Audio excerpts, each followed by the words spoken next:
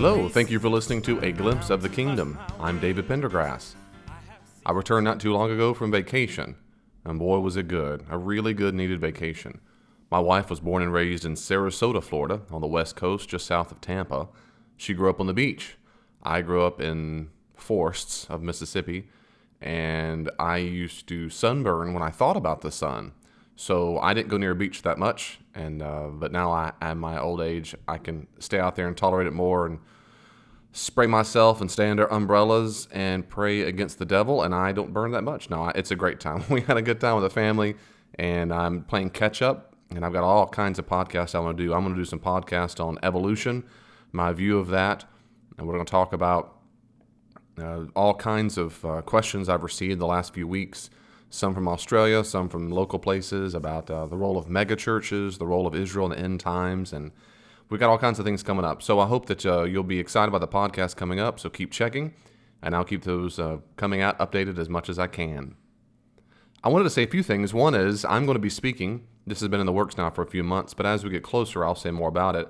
I'm speaking in October, around October 23rd, I believe it is, at Lake Eustis Christian Church in Florida. Lake Eustis Christian Church. I'll be speaking there in the 4 services about why I think Christianity is true.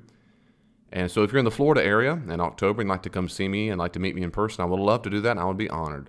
So I'll be there at Lake Eustis Christian Church, and so far, getting to know the people there has been a delight. In this short podcast, I want to say a few things. When you make it to the NBA, you are a great player, right? You're a great player. That's a big deal to make it to the NBA. But not every person at the NBA is an all-star. You know, and everyone's a Michael Jordan, Larry Bird, LeBron James, Dwayne Wade, pick your person. Well, that's how, of course, it is in any field. Any artist, all kinds of people can draw, not everyone's an all-star and so forth. Well, in scholarship, I am most certainly not an all-star.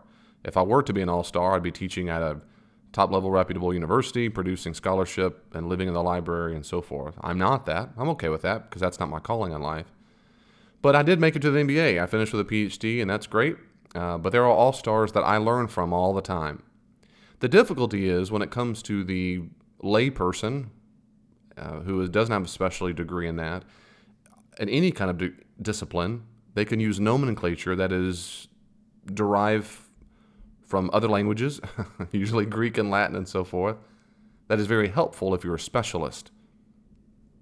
Well, same thing as in scholarship. And New Testament, Old Testament, theology, Christian philosophy, and so forth.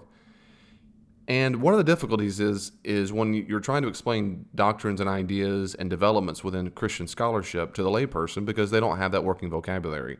Now, this is not condescending. I'm the exact same way about any other field. When I talk to medical doctors, I don't have a daggum clue what they're talking about most of the time when they use their jargon in the hospital. So I have to ask them, what does that mean? What does that mean? So in biblical studies and Christian theology and philosophy, which is more of my area, particularly biblical studies and theology, typically scholars are writing to other scholars.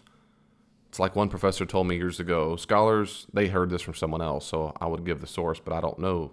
They said, scholars are people who write more and more about less and less to fewer and fewer. Of course, the fewer people care about because now we've got such sub-disciplines and sub-specialists in every single field that it typically is only accessible by people in that particular field. So most scholars do not write for the lay audience.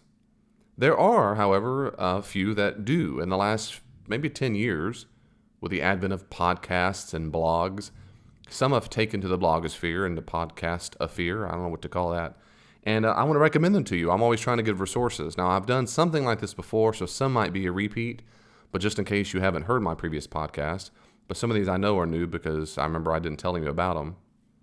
When it comes to podcasts, there are 4 that I want to recommend that I listen to.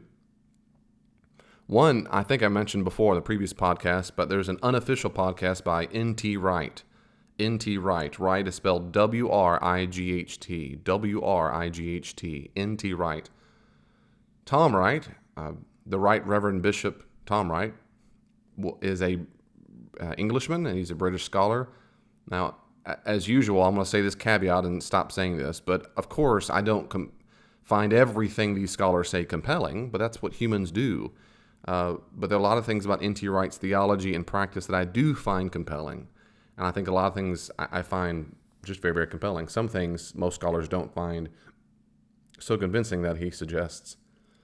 But maybe one time I'll do a podcast just on N.T. Wright. But he's still worth your time listening to. He's really good. Another podcast is called NT, as in New Testament, NT Podcast. NT Podcast is put on by Mark Goodacre. He teaches at Duke. He's got a great accent. He's also British. Went to University of Oxford for his master's and PhD. But now he's at Duke, and he's a great guy and likable, easy to listen to. NT Podcast, and again, it's worth your time. He's also got a website. If you type in Mark Goodacre, but his website is ntweblog.blogspot.com. ntweblog.blogspot.com. Weblog, NT Weblog is NT, as in New Testament, WEBLOG.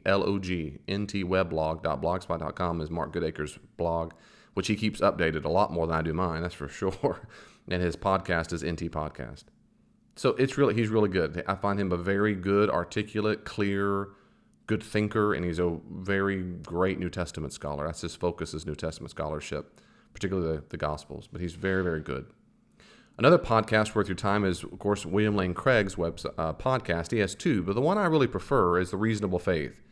There he addresses issues brought up by various debates, and various questioners have questions and emails for him, and he gives his answers. He has a different podcast where it's it's a recording of a live event that's every Sunday, almost every Sunday at his church that he teaches, a Sunday school class. It's not my favorite. I find myself disagreeing with him a good bit when it comes to ancient context. But that's just because it's not Craig's forte, and that's okay. But anyway, you might like it a lot. It might be very helpful for you. But his Reasonable Faith podcast is my favorite.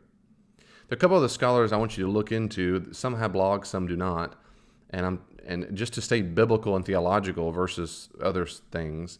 In other words, I'm not doing much on philosophy, though Bill Craig does do a bit on philosophy. These other ones are biblicist. One of my podcasts I want you to listen to is British. Another one, the podcast comes from a Christian radio station. They do a hour, sometimes 2 hour show, and it's called Unbelievable with Justin Brierley. And Unbelievable is certainly worth your time. He's been on the air now for a long time. He's a young guy, but the show's been on for a long time at least. And they have some really big names. They'll have some really big names on there in biblical studies, theology, philosophy, atheists, theists, even Jesus mythicists, which drive me a bit crazy. But anyway, they're all on there, and it's a good podcast to listen to. Unbelievable. He also does, I think he airs most, if not all, of his podcasts on YouTube. So you can do a search for that as well. Another scholar who's an all-star, he's an Old Testament scholar. There are a lot of Old Testament scholars, just like New Testament scholars and so forth, but not all of them are, again, very good at explaining what they do and the results of their research. And this Old Testament guy I really like is John Walton. John Walton, I find him very, very compelling. John Walton. Now, if you look on YouTube, he has all kinds of videos on there, particularly on Genesis and Old Testament understanding of things. But John Walton's literature and his YouTube videos are just well worth your time. He's very soft-spoken American. Larry Hurtado is a New Testament scholar. Larry Hurtado, he has a blog that's great. He's American, but he taught over in the British school system for many, many years. He's recently retired. Larry Hurtado is a New Testament specialist, but also a New Testament manuscript specialist, which is kind of like a Bart Ehrman. He's the atheist version. I like Larry Hurtado better for various reasons, not just because he is a believer. He's not an apologist for the Christian faith. He's just a good New Testament scholar. I find his conclusions much more convincing based. He's a little more level-headed. Bart Ehrman has an axe to grind. Larry Hurtado does not, in his literature and his blog as well. So Larry Hurtado is a great guy to read. And of course, all of his literature, his books and articles. All these guys have books and articles, so that's good too. But as far as for the layperson. Another one is Richard Bauckham. Richard Bauckham is also now a retired professor. And a lot of times they retire to go write a whole lot, even though they've already written much. Richard Bauckham. Bauckham is spelled Bauck, Ham, H-A-M, Bauckham. So Bauckham. He does not have a blog that I know of at all. I couldn't find it. He does have a little website, but he also has several videos on YouTube. Richard Bauckham is great. He also has several books that are worth your time, and I would read them and certainly see if you can listen to some of his talks on YouTube. He does some lectures and and so forth. They're really good. He's also on the Unbelievable podcast sometimes. He's great. Another guy that's a New Testament specialist, but particularly when it comes to the manuscript tradition, his name is Daniel Wallace, or Dan Wallace. He's funny, he's articulate, he's American, he's clear thinker, and he's just a good scholar. And his website is B as in boy, DanielBWallace.com, DanielBWallace.com. And he's a great scholar. So I'm going to stop there because these are enough. So the podcasts were Unbelievable, N.T. Wright, N.T. Podcast, Craig's Reasonable Faith, and then some websites and YouTube videos of John Walton, Larry Hurtado, Richard Bauckham, Daniel Wallace, and of course Mark Goodacre at ntweblog.blogspot.com. These will get you started. I really hope you'll keep listening to as many podcasts and other all-stars and scholars as you can, because we keep learning, right? And it's good to have really good information. And spread the word. Let other people in your churches, in your small group, your communities, share the word. Let them know these resources are out there. They will not find all of the blogs relevant to them. They won't. They won't find all of them understandable. That's okay too. But we want to stretch, right? So encourage people, and I'm encouraging you, stretch a little bit. If maybe that blog was just way over your head, okay, well, try another one. Try another one. Maybe that podcast was a little beyond you, and who cares? That's fine. I don't listen to every podcast because I don't always care about the topic. Well, that's okay too. So I just encourage you, keep listening to those resources, and we'll keep growing together. God bless you. We'll see you next time. Thank you so much for taking the time to listen to A Glimpse of the Kingdom. I hope you enjoyed the podcast. If you want more, go to davidpendergrass.com, davidpendergrass.com. If you look at the top, you'll see various tabs that have sermons I've preached, a link to all the podcasts I've done so far, a link to my consulting website. For more information about my consulting, see davidpendergrassconsulting.com. Also, you'll see information about the books I've written that are found on amazon.com. So davidpendergrass.com, one-stop shop, all that you need.